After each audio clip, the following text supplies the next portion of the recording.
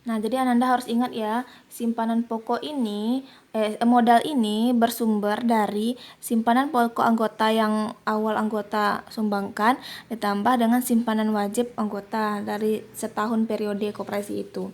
Jadi ini modal koperasi. Nah, ingat penghitungan pembagian SAU ini kita lakukan ketika 31 Desember. Ya. Nah, kemudian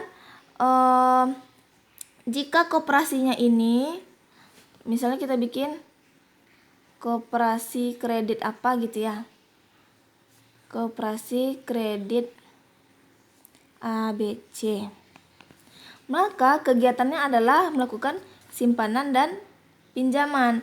Maka kalau simpanannya kan sudah ini di modal koperasi ini, maka total pinjaman koperasi, nah misalnya sebesar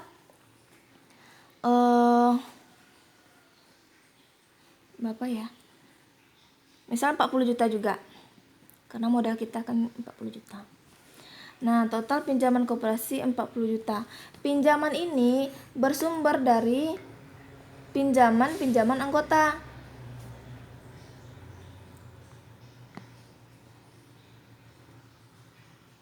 Nah, kalau ini kan tadi modal koperasi ini bersumber dari simpanan anggota.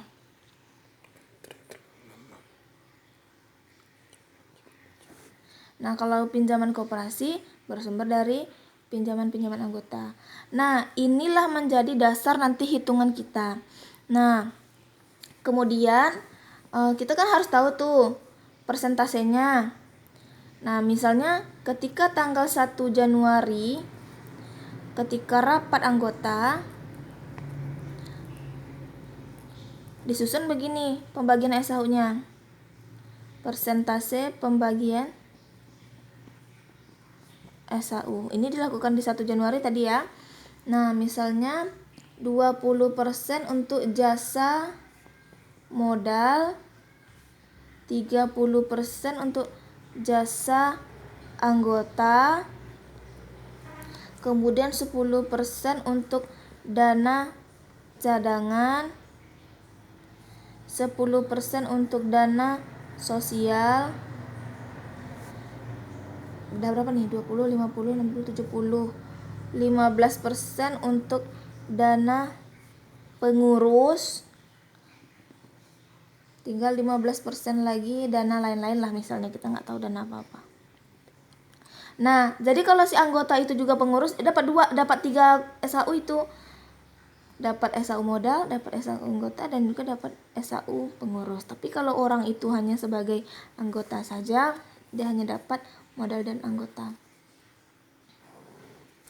Nah, misal Tuan Febri adalah seorang anggota koperasi.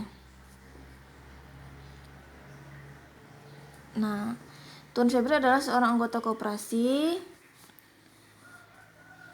telah memiliki simpanan pokok sebesar 200.000 dan simpanan wajib 600.000.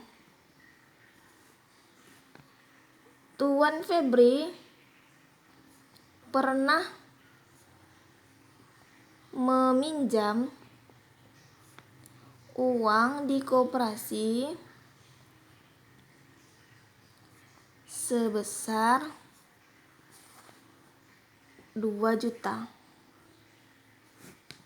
Maka berapa SAU yang diterima oleh Tuan Febri? Nah, jadi kan nampak kan kalau si Febri ini dia melakukan 2 kegiatan. Pertama, dia melakukan kegiatan simpanan, kedua dia melakukan kegiatan pinjaman. Berarti SHU yang dia terima adalah SHU simpanan dan SHU pinjaman. Oke. Nah, pertama kita jawab ya.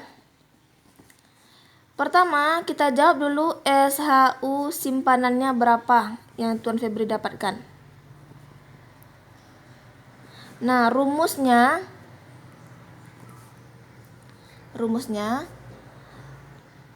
total simpanan Tuan Febri